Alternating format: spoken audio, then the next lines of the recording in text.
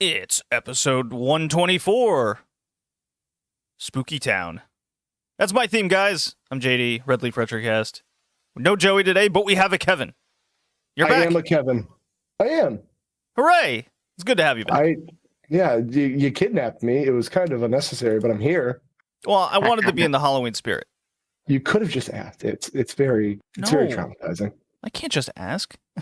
Okay, well, I'm here anyway, I guess. I got to duct tape you, throw in the bed of a pickup truck, have you roll around for a little while, and then when I go, hey, how you doing? And this is what happens when you forget safety words. What can I tell you? There's no safety words needed. Not in the Halloween season. Yay! What if somebody just looked at Michael Myers and was like, pineapple, pineapple. I'm not into this anymore. Pineapple, stop. Why pineapple? I don't know. It's the first safety word that came to my head. Don't ask questions, okay? This seems like it has a longer story to it.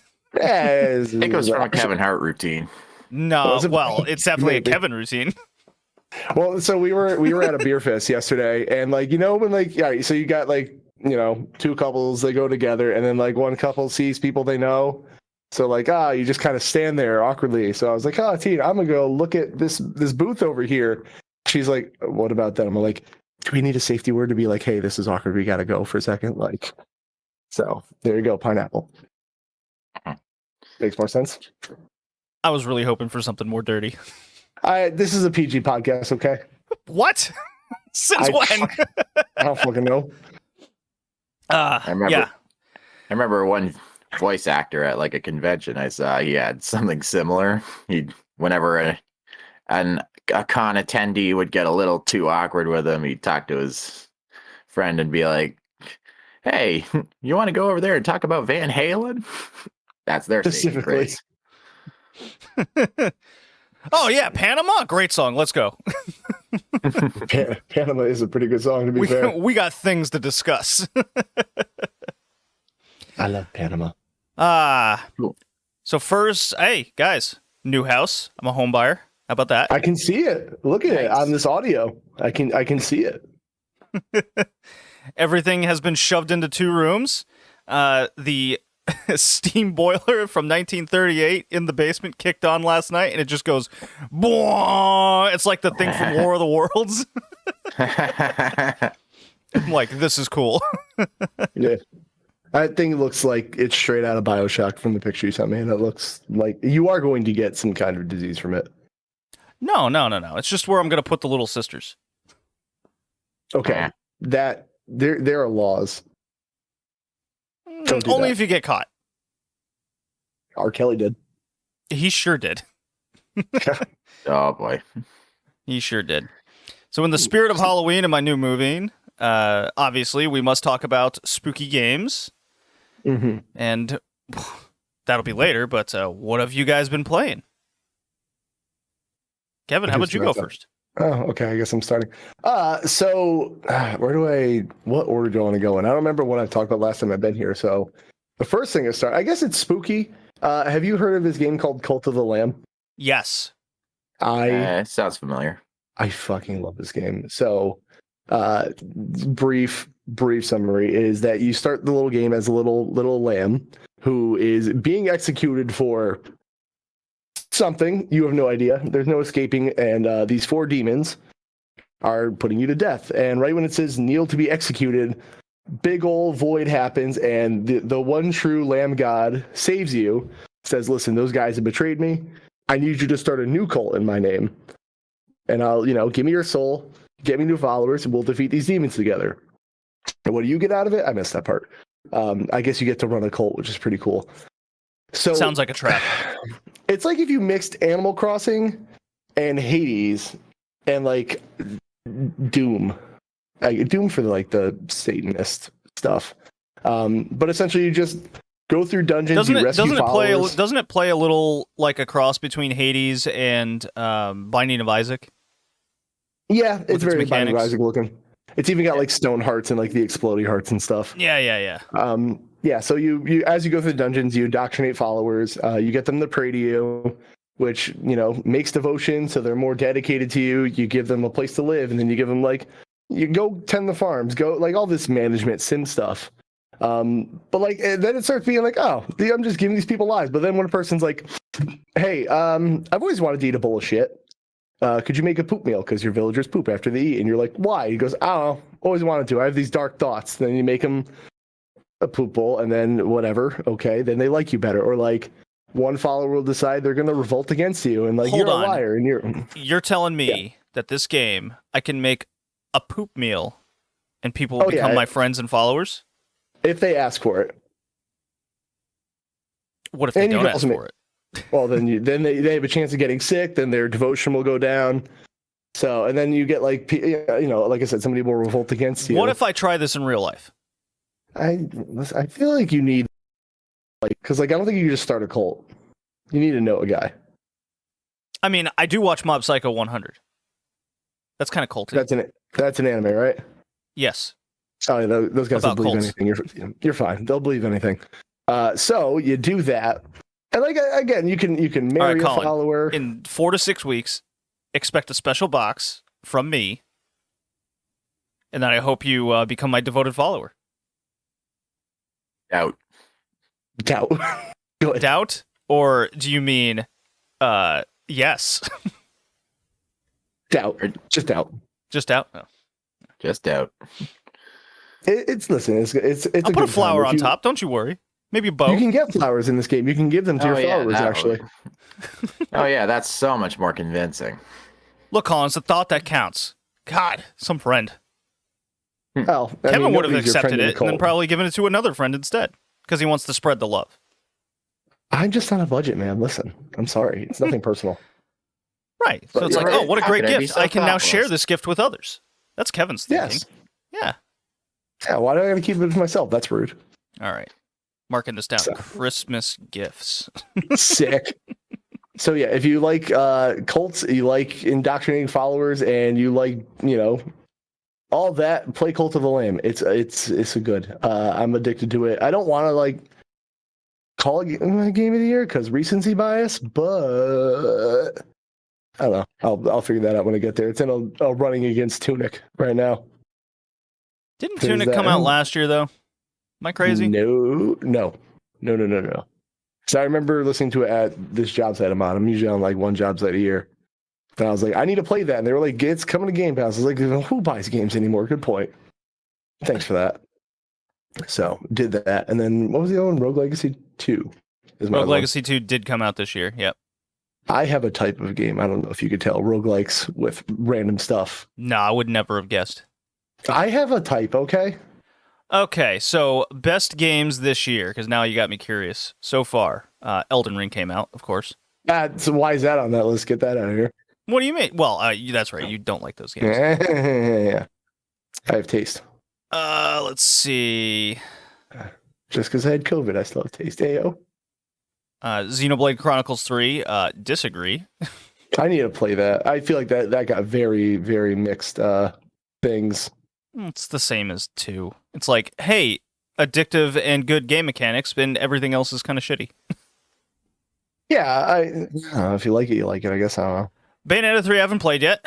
I am getting it. It is funny how in the last podcast we talked about what a non-issue the voice actress thing was, and then like a day later it came out that she lied. Well, so we got into that on mine. Like, you could boycott things and say whatever you want to do, but like it's not going to kill a company like Platinum, number one. No. And number two, your pay work dispute is not my problem. And if like you guys are going to fight about it, it's not. I don't know. I don't see that need for a boycott. Like, right. That's what we said as well. It's like it's not her that's the problem. It's the whole industry. Like, yeah, like if you think she's the only one that's underpaid or the position's underpaid, then you're wrong. Yeah, I don't know. I don't need to boycott something because you have a pay dispute. Horizon Forbidden West came out this year. I think that's probably my game of the year. I gotta play it still. Gran Turismo 7, not my game of the year. No, well, the whole online only thing really fucked that up. That's like not even the major issue I had with it. What's the major issue you had with it then? Rinse, repeat, and go into the cafe a million times. I mean, so that was like Forza's issue. As much as I like Forza Horizon 5, I constantly played that game feeling like I made zero progress doing absolutely anything.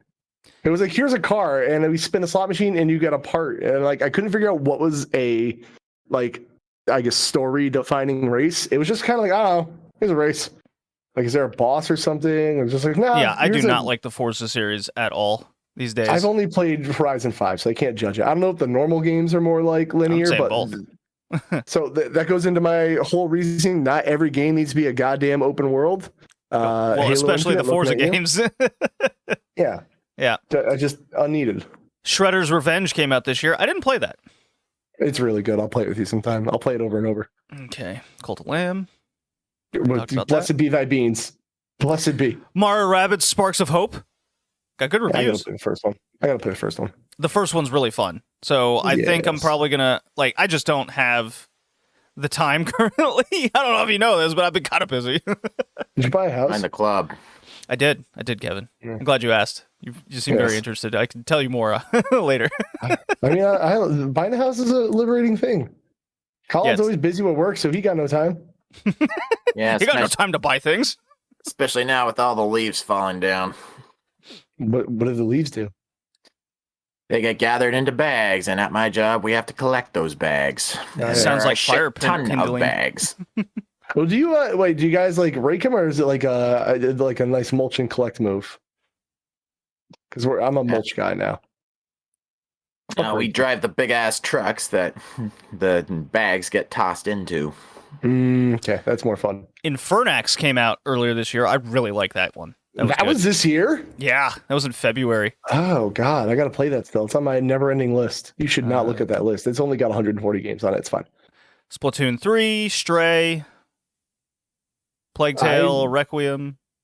Splatoon 3 is a perfect game that I would never buy myself, but if somebody got it for me, I would love to play it. So I just want couch co-op. That's all I want. For Splatoon 3? Yeah. It's never going to happen. No. But everyone go buy their own Switch and a copy now. You want someone to buy a Switch, sit on the couch with you, and play Splatoon.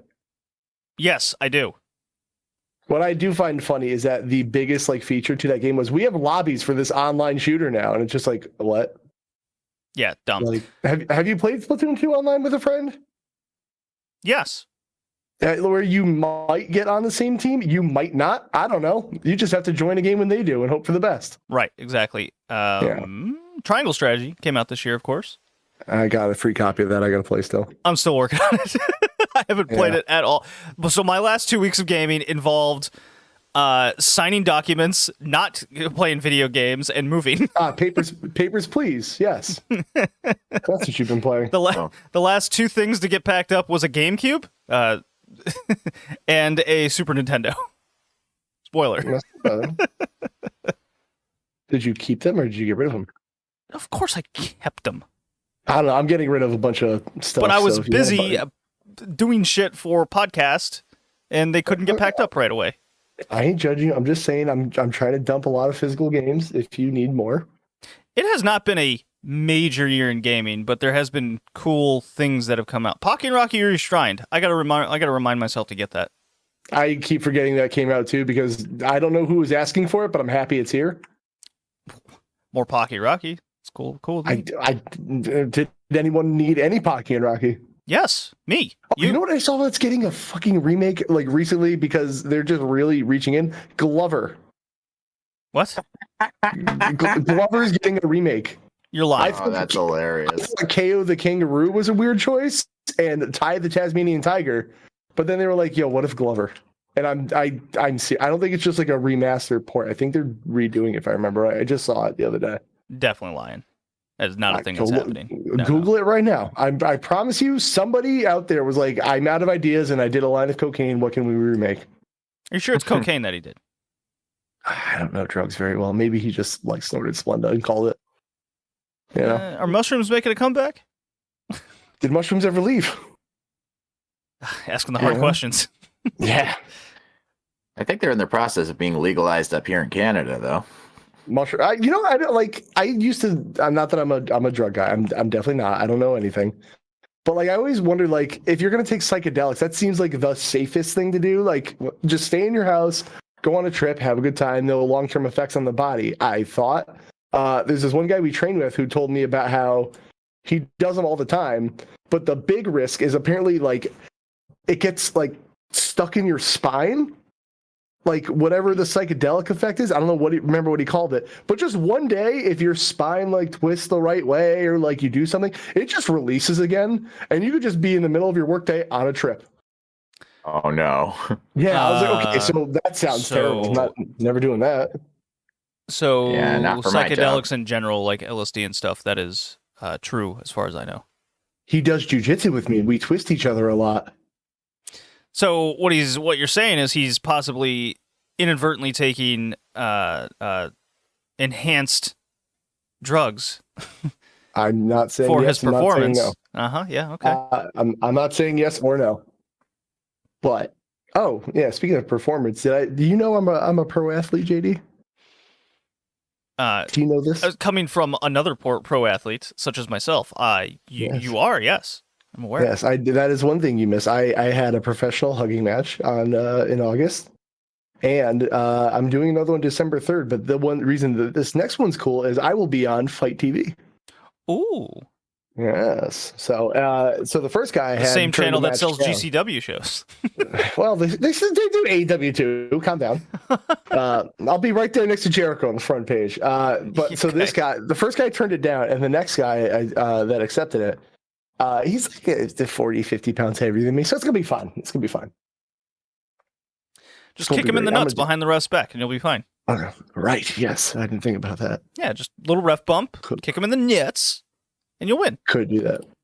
Speaking of ref bumps and cheating, every time I see a Moxley MJF promo picture, I get a little chubby. Get a little chub? A little half chub? Yeah, so excited for that match. Not full chub? No. I'm on a PG podcast. I'm down. Full chubs for the pay-per-view. Right. So, Colin, what have you been playing, if anything? Well, I just want to add to that list of games of the year. Freedom Planet 2 also came out. I forgot that also came out. I need to play the first one. Yes, you do. Yeah. I want to play that. You know what else came out? JoJo Siwa Worldwide Party. Doesn't sound familiar. It's okay. Don't worry about it. I'm going to send it in the Discord. It's on the Switch. Guys, being an adult sucks. We don't have any time to actually play all these games we own. Yeah, I mean, I got to play JoJo Siwa Worldwide Party. Oh, it's Series X and S Enhanced. That's cool. Sure. Yeah. Cool. It's a you know what I did do? This was like in between when I started all this stuff, and before, it was like just after the podcast and before all this like ending signing stuff happened. I was playing a lot of Bayonetta 2. Yeah, so I love those games, but go ahead and describe the story of Bayonetta for me. So it's a hot chick with glasses. She jumps around. Right. There's some sexual tension. There's hell and demons, but also angels. And her clothing is made out of her hair. You mash the action button a lot. Yes. And the story is? Yes, that's what I just described. What part of this don't you understand? So I love Bayonetta, but I played both of those games. Like, actually, I can tell you the story of Bayonetta 2. She had a woman that I totally forgot, be her friend.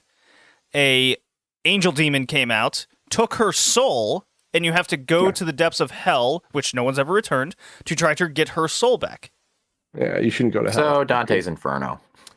No, it's Bayonetta. Dante's Inferno is a different game. Dante's Inferno does not have a hot main character chick. Dante's Inferno is what Devil May Cry uses when Dante's cold at night and he wants to make a little fire. It's a different game. Or God of War, whichever. No. That's the story about a father-son relationship, and they're just trying to mend each other. The first three. The first three is not even. It's a whole different thing. It's like angry guy. Dad of Boy 2, can't wait. Yeah, I still haven't played the newest God of War. It's very good. I'll get to it. Oh, well, you got to, because in like a week, Ragnarok comes out. And then you're never allowed to play the first one ever again. It's illegal. That is exactly how this works. Yeah. I don't make the rules. It's just like Overwatch 2. Well, first I got to play the rest of Danganronpa V3. Nah, you could probably put that down. I like to watch those games, but I'd never play them. Yeah, it's really fun watching the Game Grumps play them. Some of the things that just make them go bananas. I haven't watched them in a while, but I miss them now that you said that. It's like a name I haven't heard. They've been playing some weird shit lately that's actually pretty fun. I usually put them on before bed. Let me actually pull them up. Advertisement for something else. Hold on. I know a better content creator you can watch, twitch.tv/ConsoleKev. Thanks. You can watch me. Yeah. In the description below in every podcast. I'm playing Dead Space 3 tonight. Okay, so I played So I went on a Dead Space binge. I played the first and second one like pretty quick, and then when I put on the third one, once I don't know, it was super strange with the city going full Resident Evil, and then he's like gone insane or something. And I played like 2 hours of it, and then I just kind of put it down. Yeah, I guess it just didn't have that same feeling that the first two Dead Spaces did. It does not. Listen, I'm gonna tell you, that game is not good. Okay, so I'm not crazy then. But my friend Static Arbiter was playing 1 and 2 on his Twitch streams, and he's like, "Hey, you want to play 3?" I'm like, "I guess I'll play 3 with you," because I played 20 minutes of that game. And I was like, "This is ass." Playing with a friend's a little better if you just treat it like an action game where they tried to be scary. Listen, it's fine, but if you never played Dead Space 3 in your life, you're not missing much. Okay, so Game Grumps played Mortuary Assistant, which is actually pretty cool to watch people play that. Another game I would never play, but it's really fun to watch. It's fun to watch people play, yeah. Have you seen this, Colin? No. Okay, so you're an assistant in a mortuary, like embalming dead bodies, and there's demonic shit happening. And then a lot of the other like big streamers are playing this weird Japanese Starbucks type game. So it's kind of like weirdly good and also badly made. And you're a woman working at a Starbucks like super late at night. And these creepy people keep like talking to you and walking in, and there's a stalker and blah, blah, blah. So those are the two things I've been playing. Oh, yeah. Yeah. That's okay. Sure. Yeah. Nothing wrong with it at all. Yeah. So. Neat.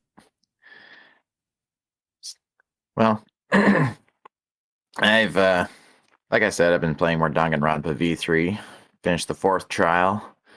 Mm-hmm. And it looks like it's on track to be, for its big twist to be the same as Danganronpa 1, pretty much. That the bear is evil? That's you the totally broke my brain with that. The bear is evil, right, in those games?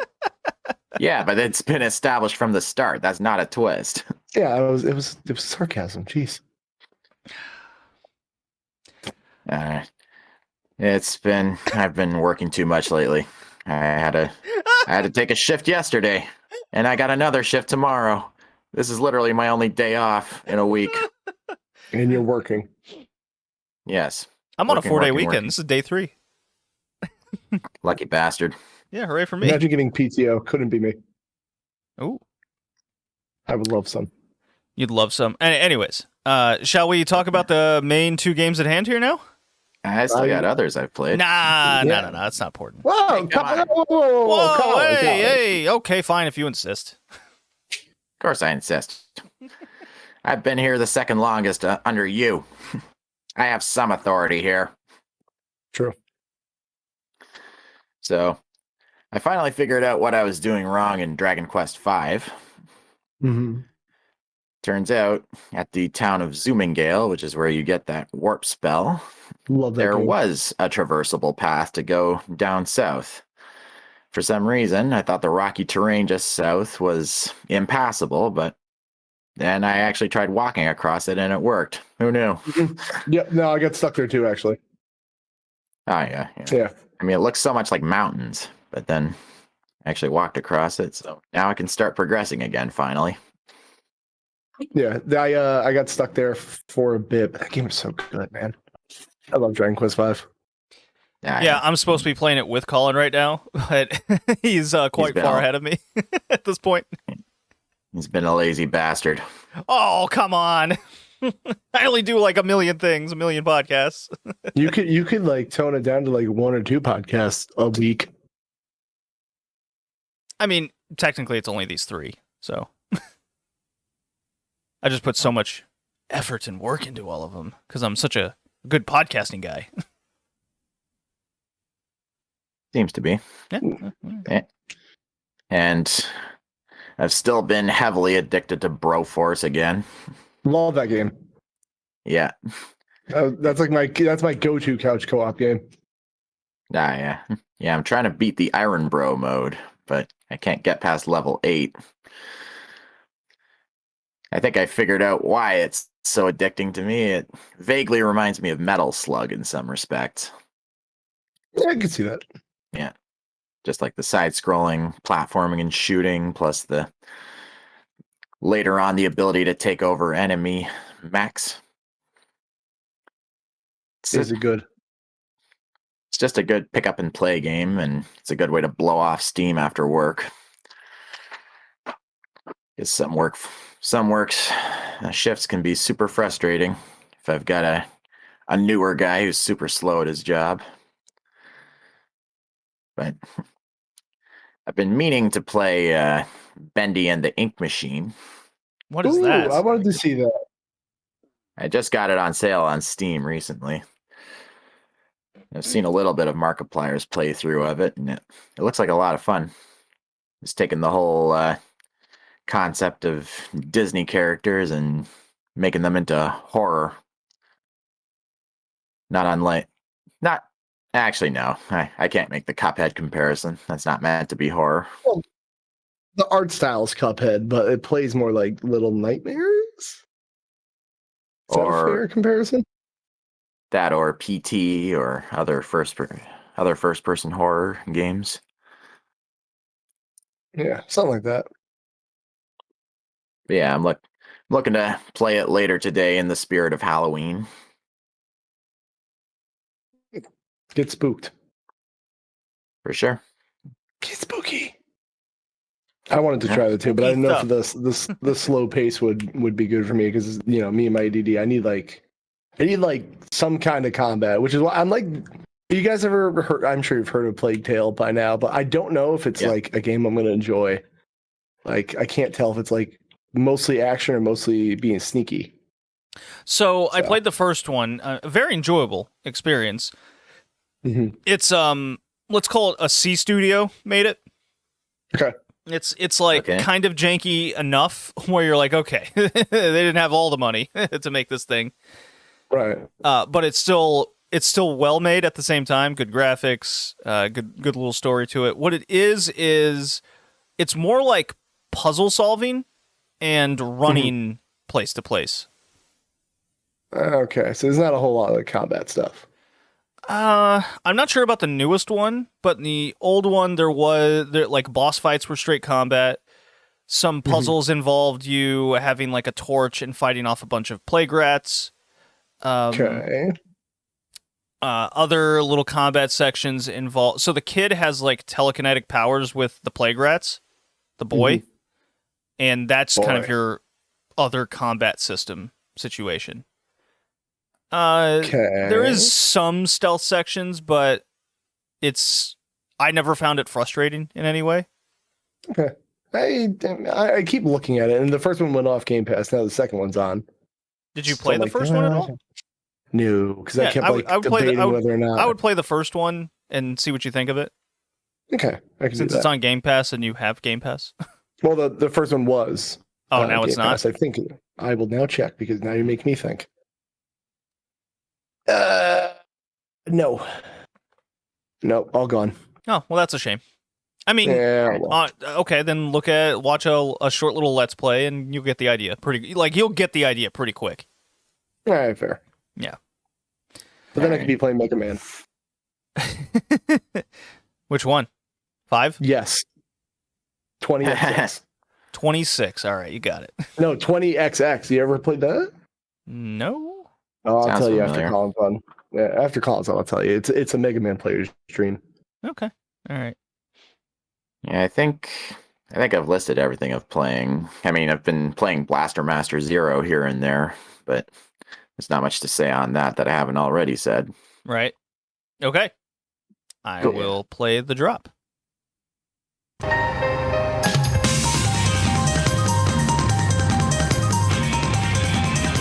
Valve? Spooky Town. That's my theme pick. Halloween season. I know, I thought long and hard about it.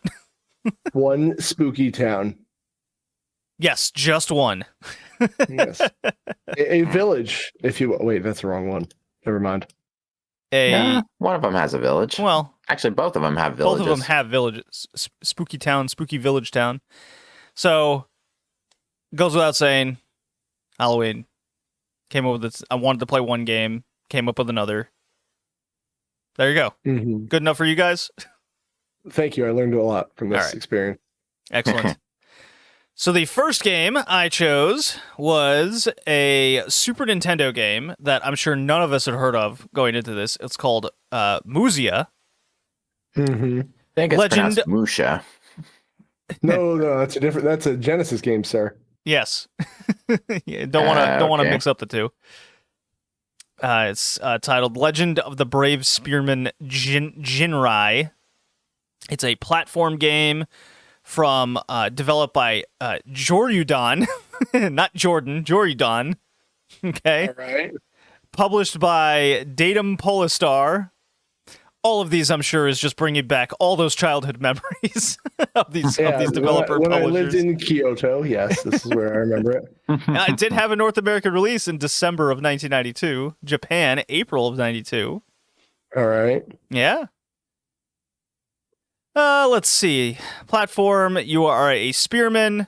There is, I guess, a woman maiden who's been kidnapped by demon things, and you go level to level platform, fight a few bosses that are involved in Japanese horror folklore. So you got a Kappa boss, you got a Tengu type enemy, you have what would be a big not Pokemon Grimer that you'll fight.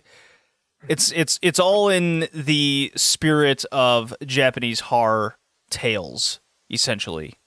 So I'm like, okay, retro game, early 90s. How actually scared could we be? But it has the horror theme to it, and we're in this old village that it actually has a plot setup where there's war. He's the only one that survived it. He stumbles across this town, and there you go. And the town is haunted or some shit.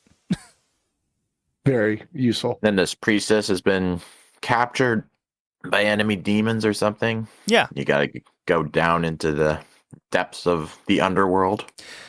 Yeah, so there's supposedly 7 levels to this, 6 plus a super final extra boss kind of situation. But in reality, there's only 3 levels.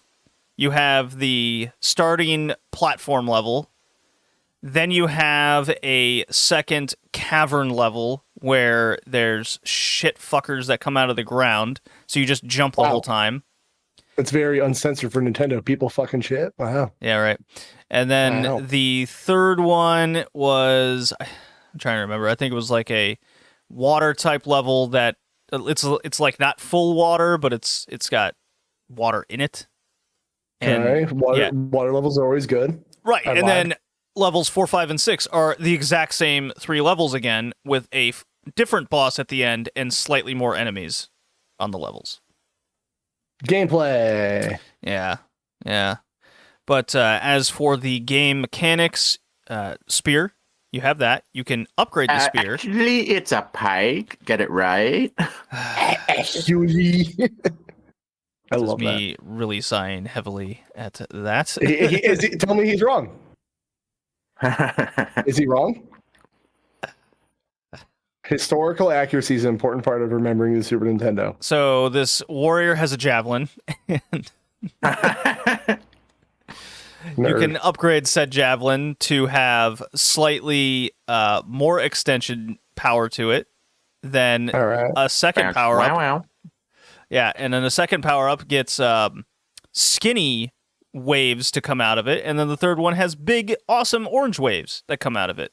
So you can thrust your spear across the screen at Just like a real pike. at your enemies. Giggity. And then you have a jump down attack that you'll never use. Right. Yeah, you drop like a rock as it is. Right. And then your third attack is the thing you will spam constantly throughout this game, where you just spin it around your body. Like vertically, not like above his head, like a helicopter. You actually turn it kind of on his body, and it's like Castlevania Circle of the Moon. Oh. Yeah, you're cutting out, dude. Yeah, oh, no, that's all we're right. losing him. It's okay. Is this the new Wi-Fi? Yeah, don't worry. No. It's my computer. Oh, It's a recurring thing. Yeah. I gotta get it checked. Don't worry about it. Okay. Oh, no, I'm worried slightly. Nah, you shouldn't be. Okay, well, you said so. I did say so. Now, when the screen like totally turns black or whatever, then it's like, oh god, something's happening. Good. That's when you get really worried. But so you'll spam the twirly weapon, and the thing that's probably going to throw a lot of people off the most is the wacky platforming with the guy who jumps way too high, like he's in half gravity. Right. I had the opposite. I thought the jumping was really heavy. He really falls fast, yeah. Well, he falls fast, but he jumps slow, and then he comes down hard. But it was hard to I don't know, for me it was hard to time anything, because I was like, in my mind I was like, he's gonna jump this way because that's how he goes up, and then he just like, nah. So the gravity in this Japan universe must be like 20 times. Yeah, right. It's half gravity up, 20 times gravity down. Yeah. Well, they have like 4 moons probably. I don't know. It's a whole thing, science. Yeah, 3 of them are demon moons, then the other one is the one the unicorn comes out in. Yeah. I got you. Yes, it's science. So, I mean, that's the game experience. I mean, I thought the boss battles were so. What I liked the most was probably the art design and everything, and the sprites and all that. But in execution of literally everything else, I did not enjoy this very much. I thought it was very cheaply made. I thought the jumping was a total pain, and it never really felt like you were kind of like interacting / landing on things. Mm-hmm. You know, you're kind of going through it kind of all the time, or landing like slightly below. It was never this, you know, in Mario, you actually look like and feel like you're landing on a solid piece of ground. This never felt like I was doing that the entire time. I can agree with that, actually. The thing that made me upset, speaking of like art style, I got like Hagane vibes when I started playing this, and I thought it was going to be very, very cool. But then I did, and I was like, this is like if somebody smelled Hagane across a room and tried to make a game out of that smell, and then failed. I agree with that, because you know, cover premise. You're a samurai with a spear, and I'm like, okay, this is kind of cool. I saw pictures of kind of the enemies, and I go, I'm into this. It had like a little Castlevania type vibe to it. Hagane is probably a much better comparison, actually, now that you say it out loud. Yeah. And then when you play it, it's like, oh, I felt like they were close. Yeah. they were close. Like, I don't know. I mean, we never got the release here, so did I miss out on anything? Not really. No, we got the release here. We got I thought I only saw it was on Super Famicom because I played a Japanese one. No, North America, December 31st, 1992. Well, I played a Japanese ROM. That's silly of me then. Well, so the Japanese ROM isn't censored. Right. So there's a Tanuki boss with massive testicles. Pretty awesome. Yes. I saw that. Did not you get there. You didn't get that far? It's like the first boss. When I have gameplay up to remind myself of like right now I'm looking at the cavern. So where was the Tanuki boss? Palace of Hate? No. It's like the first one. Is it the first boss? No. Well, that doesn't get very far at all. Oh, dude, God, yeah. Like, if you save state, you could beat the stage 1 in 5 minutes. Okay, I fucked up then. You poor bastard. Yeah, listen, that game wasn't good. I tried. I was like, I really wanted to play Hagane now. That was the number one thing I got out of this game. What'd you get out of it, Colin? It just felt like a lame Castlevania game. And at one point there's these like Medusa head type enemies that take multiple hits to kill. And that right there was a big mark against the game, because those kinds of enemies shouldn't should only be one hit kill, in my opinion. Well, so there's a trick to it. You can ignore like 70% of the enemies that come on screen, and all you do is do your floaty jump, spin. Why would you do that? Spin the javelin as your jump, and then you can just literally go across the entire level. Why would you ignore enemies on screen? That's the whole fun of the game. I know, but you can nerf this game so badly. Yeah, Once you like know where all the weird power-ups are to everything, you can just nerf the game. Like there are Let's Plays of this game in like 45 minutes. My favorite part of playing a game is not playing it, so I understand. Of course, yes. You gotta learn, dude. Speedrun. You gotta learn the speedrun. I will never do that. I don't even like watching speedruns. I know, you can't even like follow with the games. There are some speedruns that are super impressive. Have you ever seen like the 1 hour, 10-minute Bloodborne speedrun? No, because oh my god, I'm like, how? Well, so like, all right, this is gonna go on a speedrun tangent, but like, I don't know. Like, one, if I'm watching on Twitch, the person usually isn't interactive because they're focusing on what they're doing.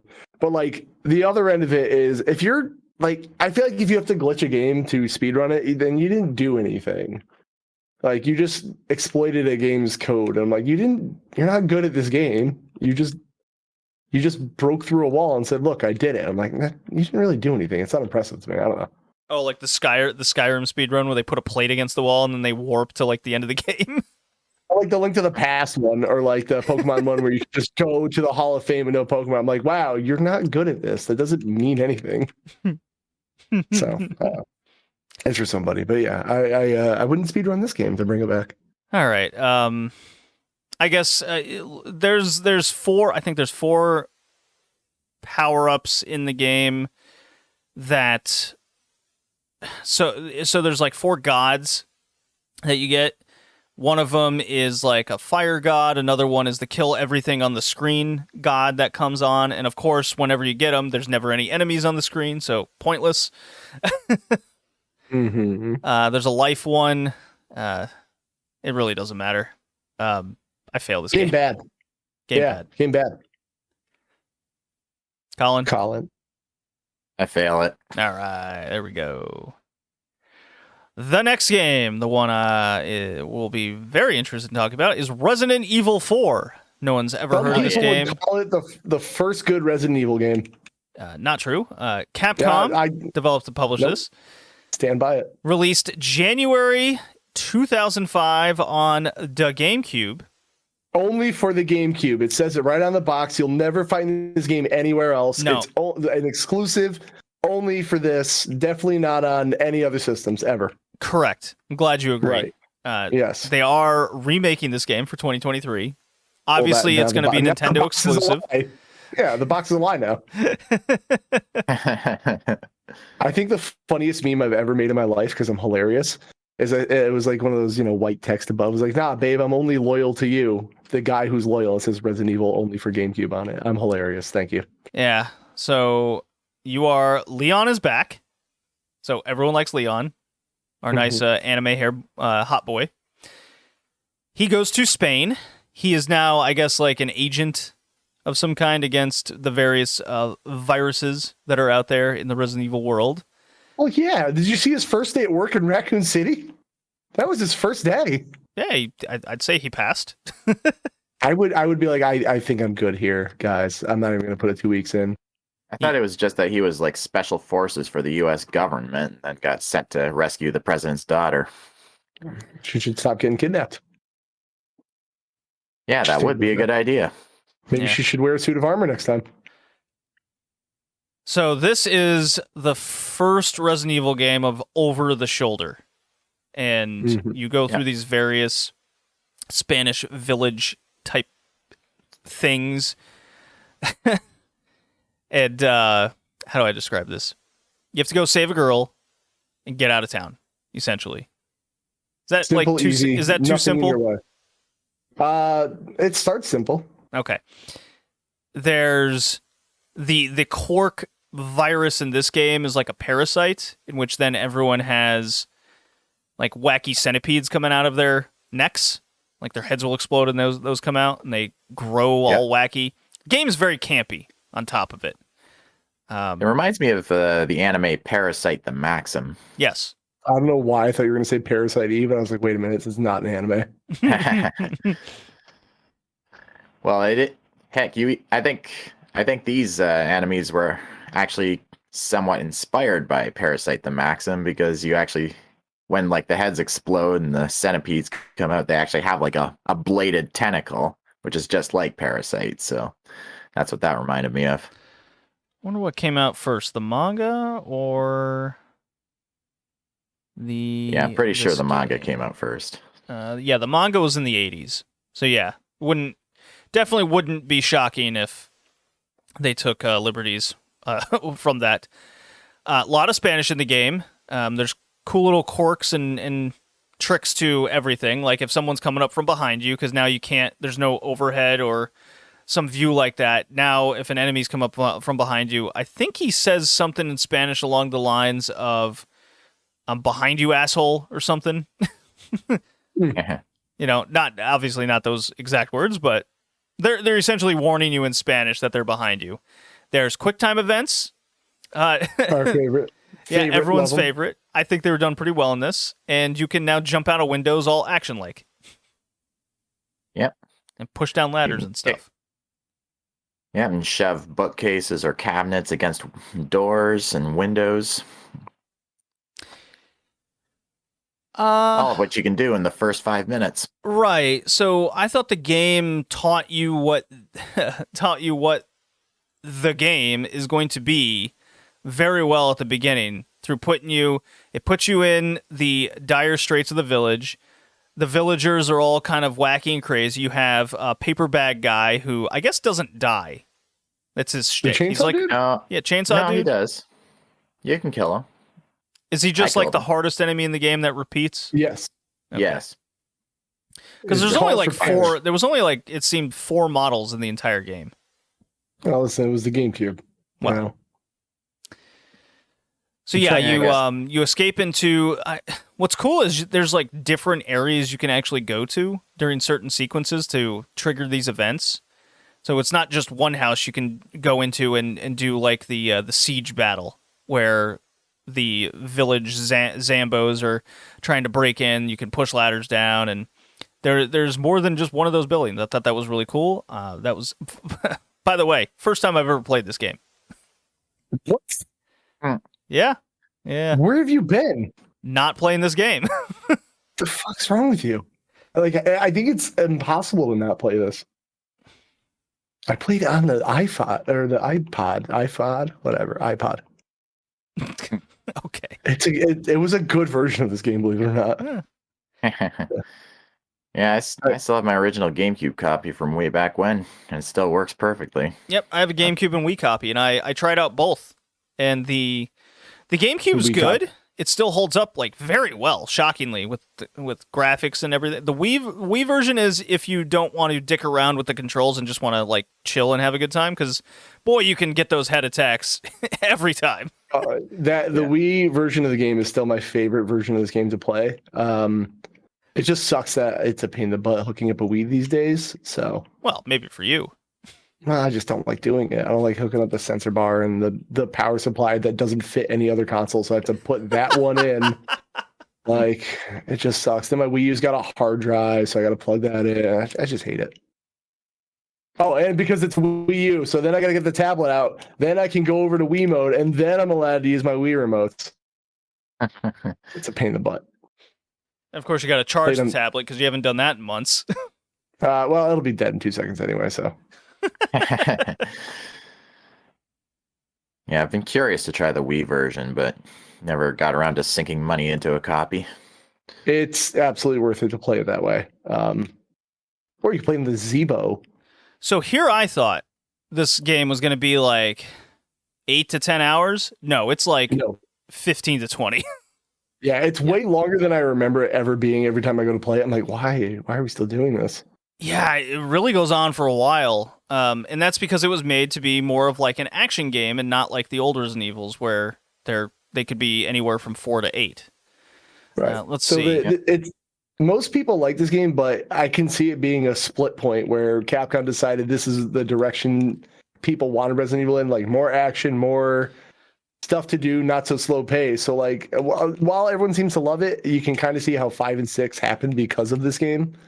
Right. And you could take that for what it is, but I still feel like this is the first Resident Evil game that I liked. Well, I think there was a clear path because we played Code Veronica on the podcast, and that came out not too long after Resident Evil 3. Right. And they made that more action-based, but with shitty controls. But yeah, with bad controls and bad level designs and all that. But you could definitely tell that they were going for more action. Yeah. And that probably led to the decision to go Resident Evil 4 more campy and see what happens. Right. Situation. But so when I played Code Veronica, I was like, okay, I don't like this style of Resident Evil, but I'll try it, thinking it was only going to be a couple hours. That game is also really long. Yes. Yeah, a lot of it's backtracking from the sound. Right. And like the backtracking, the bad controls, like it's one of my friend's favorite games. I was like, listen, I can't fucking do this for 10 hours. Like I'm not, I hate those kind of controls. So when Resident Evil 4 came out with this over the shoulder thing, it's still like, it's like a hybrid between tank and modern controls. Like you still can't run and fire at the same time because Leon has 3 brain cells. It's very hard for him to walk and chew gum as well. Yeah, but I'm glad they did that in this. It's fine. It works for like the pacing of this game, but like if I was in trouble, I'd be like running and shooting, which you can only do in QTEs. I mean, all you do is create some space and then you're totally fine. It's just one of those minor inconveniences. It's not going to kill the game. I think it's again, the best Resident Evil. 7 might be up there. Anyway, I like this game a lot. It finally made me want to play Resident Evil. Like I won't go back and play 2. The original one. I won't go back and play 1. I won't go play 3. I like the remake stuff, but my biggest issue with Resident Evil, really good, yeah. Yeah, they're real good. But my biggest issue with Resident Evil was bad controls. That it was for the time. That's great. We were all stupid when we were kids. I get that. But like it wasn't find the jewel, put the jewel in a tiger head. The tiger head opens up a vault. The vault is on the 3rd floor. You go to the vault, get the item. The item is a shotgun. You put the shotgun in this rack, which opens a wall, which then gets you this document. You sure remember these sequences very well. That's the whole fucking game. And I'm like, dude, this isn't scary. Like this is just an annoying puzzle game with bad controls. Like I don't like those older games, and everyone, I get the classic like, oh, you don't have patience for this game. You don't. You're right. I don't, because it's not fun to me. Like it's just what it is. Well, Resident Evil 4 doesn't do any of that. It's right. Yeah, and I love it. It was a welcome change, and I make this comment all the time here on the podcast. Is if you're coming out with sequels, I want to see, first of all, you've polished everything from the previous game. And you've tried to put in some innovation to make this game at least feel different than the last. Yeah. And Resident Evil 4 was certainly a departure, and they tried something new, and it really worked. There's the attaché case system that you can actually grow your inventory pretty naturally over the course of the game. Mm-hmm. There's a gun level up system that makes it more actiony and more fun to actually think about what kind of guns you want to buy from the Goofy Merchant. Cool character, by the way, in this game. Right. And you can kill him. You can kill the Merchant if you want. I don't know if he comes back after you do that, though. I did read you can do that. Yeah. Yes. I never took that risk. I'm like, if I kill him, he might not come back the rest of the game. You just create a different save file, and then you kill him. Maybe. There was also, like, another thing I love in games is that when games are very serious in tone, but they also aren't afraid to be dumb. Like after you beat the game of Resident Evil 4, there's so much replayability because now you can get the Chicago typewriter gun, which is literally an infinite ammo, like Thompson machine gun or SMG. Like, and you can just rapid fire an enemies. You can play a save file where Ashley wears a suit of armor and she can't be captured by zombies anymore. We're like, oh, that's really convenient. Like, kind of breaks the game, but you've already beaten it. What do you care? Yeah. So for those that don't know, Ashley's the chick that that's the whole purpose why we're in the town. We have to go save her. Yes. And on top of the armor, you're like, wow, this made the game better. The armor also goes ka-ching, ka-ching, ka-ching, ka-ching really loudly. So the game also punishes you for being like, listen, you want to play easy? We're going to annoy the fuck out of you the whole game. It's dumb. It's campy. It's serious while not being afraid to mess around and have some character. The mercenary mode is like one of the things I used to play all the time. Oh yeah, I remember that. I love the mercenary mode in the Wii version, especially. I don't know if it's on the PS2. Might be. Either way, great game. Resident Evil 4 made me finally warm up to the series. S tier game, if I were to call it that. Mm-hmm. I guess we'll find out. But so Kevin, you've clearly beaten this game like 2-3 times over. Yeah, this year. No, not this year, but I've played this game a lot. Yeah. Colin, how about you? How far did you get? What did you do exactly? Well, I've beaten it multiple times in the past. Okay, all right. And you know what you're doing then. Yeah, it's like, after you beat the game, you can get not just the Chicago typewriter. There's also the infinite launcher, the hand cannon, games that just let you just breeze through the game if you so choose. And there is plenty of camp value. I mean, there's a part where you're running away from a giant mechanical statue, and occasionally Leon will try to crack some clever one-liners. Your mileage may vary on those. Right. And I think the game even parodies the live-action movies at some points. Like, one part has Leon dodging wall lasers, which has to be a reference to the first movie.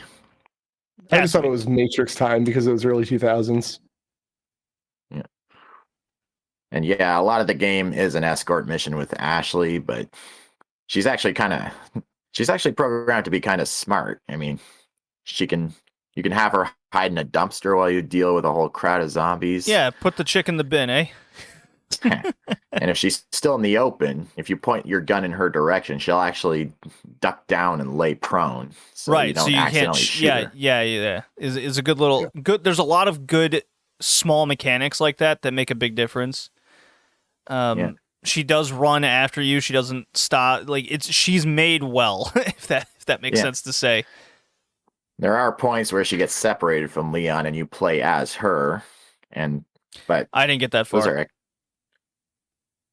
But those sections aren't too bad. I mean, she doesn't have any guns, but if she runs into like a cult member or something, she can actually throw like a kerosene lantern at them and light them up. Okay. Yeah. She actually has some. That's dumb. Yeah. So I beat El Gigante. I thought the boss battles in this were pretty cool. Yeah. Yes. There was El Gigante. There was Lord of the Rings troll. Yeah. You face a couple of those. Speaking of El Gigante, so Colin, did you save the dog in the beginning of the game? Yes. Well, so we learned JD did not, and he didn't get help from the dog because he's a psychopath and he murdered it. Hey, it's the same guy who, on his first run of BioShock, killed all the little sisters on purpose.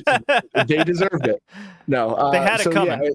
Yeah, not to jump too far. Do you think I'm going to, in the Resident Evil universe, trust a dog in the game? Come on. Again, this is why Resident Evil 4 is the best game. They're not trying to kill you; they're trying to snuggle you. Oh, nonsense.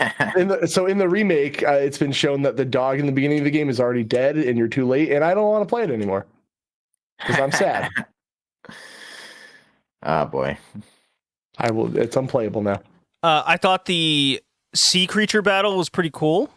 Where you're in the boat and you're throwing the javelins at the big worm thing. At their harpoon. Gonna kill you. I thought the really cool one is the creepy like bug-eyed dude who pops in behind you randomly, and then once you set him on fire, he becomes this like half parasite jumpy creature that's going around this. I guess it's like a burning down refinery all around you. Mm-hmm. And he's hopping on pipes and shit. I thought that boss battle was really cool. And the section I got to last before I had to put the game down and, record this thing was I was in this like big cathedral. Oh, and there's a bunch of dudes with shields. That was hard. So I'm glad you brought that up. Do you know a hidden feature that this game has? Well, clearly not. It's my first time playing it. Okay. Well, yeah, good setup. Anyway, I was trying to tee you up. Anyway, so this was, I think, the first Capcom game or one of the first to have a dynamic difficulty to it. So if you get to that cathedral and you've been bad at that game, it's one point where you can really see it happen throughout the game. There will be less enemies there if you've been bad at the game and dying a lot. If you're good at the game, they'll put more enemies there. Oh. And this game actually has a completely dynamic difficulty curve to it. So, neat. Yeah. Yeah. That's pretty cool, because I definitely will say I was not great at this game. And there was still a decent amount of enemies there. Like, because the shield guys, they like, whether it's shotgun, I'll blow off just a part of the shield. There was also dudes with like maces around you, and they're taking Ashley all the time. And I'm like, fuck, this is like actually hard. One thing I discovered as I was playing that, it was by total accident, was if a parasite dude, like his head exploded and the parasite thing's out, if you do a flash grenade, it like instant kills him. Yes. I threw a little I meant to throw like a regular grenade, but I accidentally picked the flash one and threw that. I was like, oh shit, that's even better. I threw a little article about the dynamic difficulty if you want to look into it at some point. Yeah, that's really interesting. I wish more games would do something like that. They do now. Now they just ask, "Hey, you suck. Do you want us to turn the difficulty down?" Yeah, I'd rather they not do that.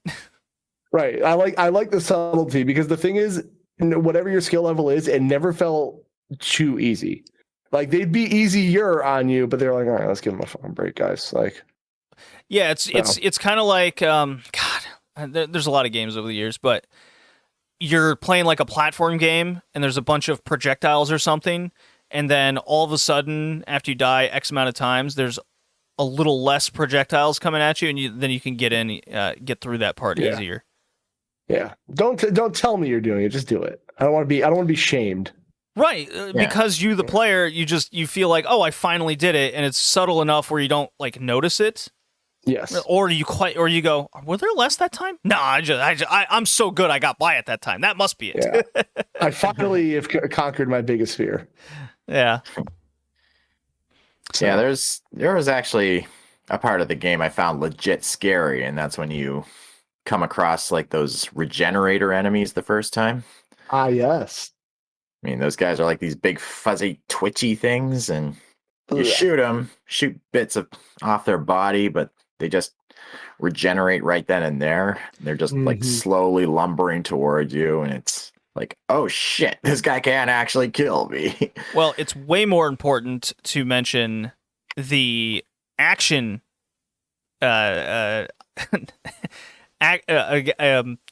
actions in the game. I'll call them that way, where you can stun an enemy, then you can either like roundhouse kick him. Later in the game, you see the priest in the cathedral, and then you can suplex him. That's cool. Nice. My wrestling fandom came out, and I was like, yeah, you're not getting up after that German suplex. Yeah, no, that's pretty, especially when you land them on the head and they go, yeah, crack. Yeah, I love that. This game's just fucking good, man. I appreciate this. I mean, Resident Evil 5, take it or leave it. You know, it's good with co-op, if nothing else. Look, Resident Evil 5 is super fun with co-op. By itself, you immediately know that there's something missing, and that's it. Yeah. Like, I have no problem with Resident Evil 5. It's just too actiony and too, I guess, jock heavy. I mean, Chris, for some reason, decided to get into anabolic steroids that game. Punch boulders. So there's that. But yes, Resident Evil 4, the first Resident Evil game that I fell in love with. To me, there's just no going back in the series. This is where it is for me. So as far as I'm concerned, the series starts at 4. Will you be getting the next gen remake? Eventually. So I've had a weird stance on remakes because, like, I think 4 is completely playable now. And yes, it holds up extremely well. And it's old. And I've always said I'd rather games be available than not be available.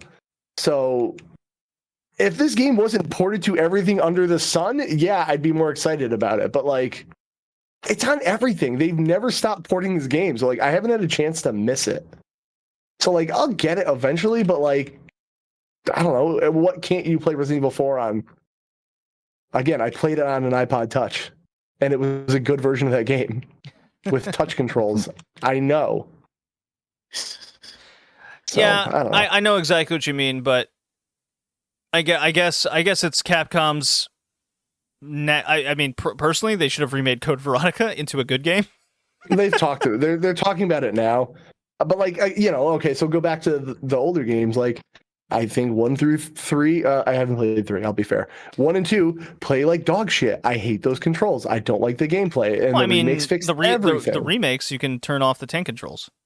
Right, but then they're great games. So like they needed a remake. I just don't think 4 did, but I'm not. If you want it, go ahead. It's not the most evil remake I've ever seen. Clover's coming out. So. Well, they're also remaking The Witcher, the first Witcher. Well, again, that's interesting because that's not playable. It was also locked to only PCs. So yeah, there's no other ports of that game. So fine, that's a remake that's necessary. Again, Resident Evil 4 remake isn't. I don't think it's necessary, but I've seen worse remakes happen. So, that's how I feel about that. Go sports. Nice. No, it makes sense. 2 was remade very well. 3 was remade into too much of an action-oriented game. Very kind of quick time heavy. Didn't like that at all. So I'm hoping 4 keeps the spirit of what we're doing. I'm very glad. I think just over the halfway point of the super long, unexpectedly super long game. A really good unexpected. I did not anticipate it being this long because I could have sworn I had put enough time into it, and I'm like, surely I'm almost at the end. Then I look up a walkthrough of chapters. I'm like, oh, I'm only halfway. Damn it. Speaking of the length, I don't remember how long 7 was, and I haven't played 8. Are they similar after 4? No, they're shorter. They go with the long? According to How Long to Beat, Resident Evil 4 main plus extra is just under 20 hours. Okay. For 7, it's at 11 hours. For Village, it's at 12 tops. So it's 4 is significantly longer than a lot of these general. How much was the 2 remake?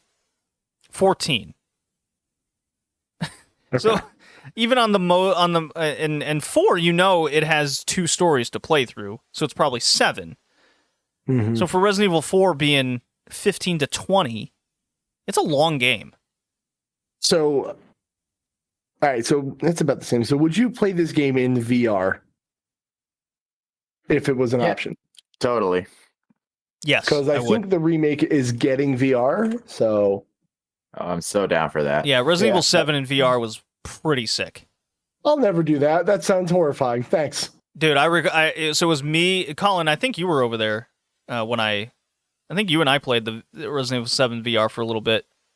I didn't. Oh, okay. It was my bowling buddies then that I did in Canada, and we all took turns for like half an hour, and we were just in deep sweats after playing it. We're so scared, just going through anything. VR's a trip, man. So Resident Evil 4, you can get the GameCube version for about $20, and the Wii version for about $10. And I'd honestly recommend either or, depending on how much you want to play originality or with the Wii controls for point and shoot. But the Zeebo version is out there. I'm just throwing. No, it's not anymore, actually. Yeah, and then there's a lot of other ports there, but I kind of concentrated on the GameCube and Wii first. And the iPod Touch and the PS2 and the PS3 and the PS4. I'm glad I got to finally play Resident Evil 4. It was a good timing that this worked out this way. Compared to a lot of the other horror games we played on the podcast, my favorite horror game is still Alone in the Dark: The New Nightmare. I still love that game so much. That's probably still my favorite. Good for you. Yeah. Comparing it to something like Dead Space. I mean, this is campy, so it's not going to be as freaky and weird as Dead Space, but they're kind of up there for me. BioShock lost its scary luster after a few hours. I don't think that game's even that spooky. I thought it was at first. Yeah. We did talk about it. But I thought Resident Evil 4 is an easy pass. Yeah. Oh, absolutely. Easy. Yeah, no, S tier game. S. Lock So me in. both of you are going to S? Is that the deal? Oh, hell yeah. Okay, I'm going to A, but I haven't beaten it yet. Oh, but you that makes bastard. it an S game. I mean, Either if way. you're an A tier and you didn't even finish it yet, I think by the end, especially with all the extra fun, wacky stuff you could do, if you want to just mess around with it, like mercenary mode alone, like I think you can get lost playing that for hours. Like if you get a buddy over, start drinking, who can get the highest score, last the longest, you'll have a great time. Okay, and then what did everyone give Musya? I'm going D. D. D.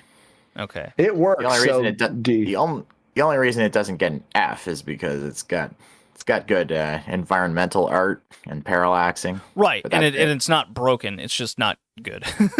It by definition works. Right. So that's a D. Yeah, that's Good our job. You definition made- of D. It works, but The game turns on. all right. Well, thank you everyone for joining. In a couple weeks, we'll be back. I believe it's your theme pick, Colin. Yep. Still haven't quite decided what I want yet, but I'll discuss it with you guys afterward. All right.